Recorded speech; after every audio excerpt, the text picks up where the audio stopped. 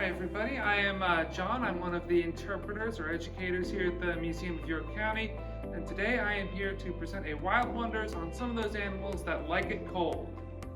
We're going to begin with this big guy, the polar bear. Big, actually not quite the right word here. My coworkers and I measured him. He is just a young guy. He is about 7'9".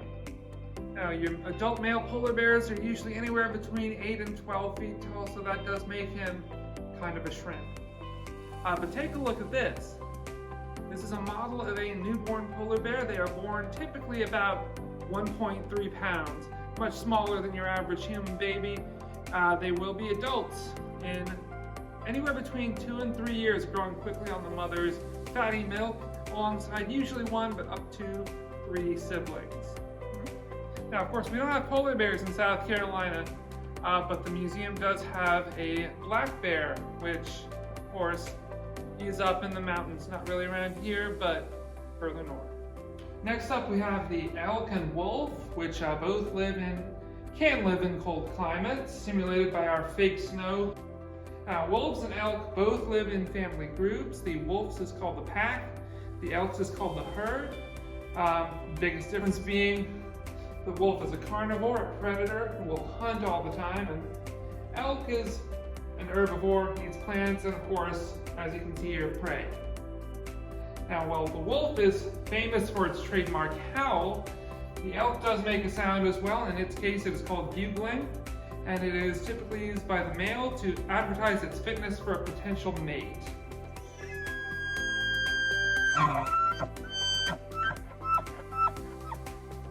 We do have evidence of both elk and wolves in the Carolinas hundreds of years ago. Next, we're going to go back in time to the late Pleistocene, better known as the Ice Age. I know the Ice Age, to talk about a fan favorite, the caribou, also known as the reindeer. This animal was in the Carolinas in the late Pleistocene, and today you'll find them in cold places like Canada and Scandinavia. They have several different adaptations to deal with that bitter cold.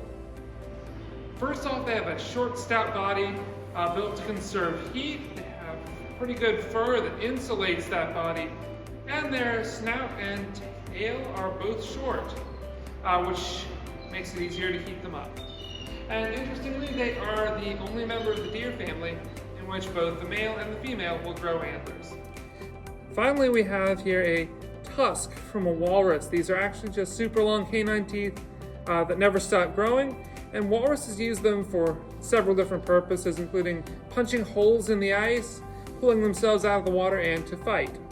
Walruses are also very social animals, hanging out in groups usually separated by gender.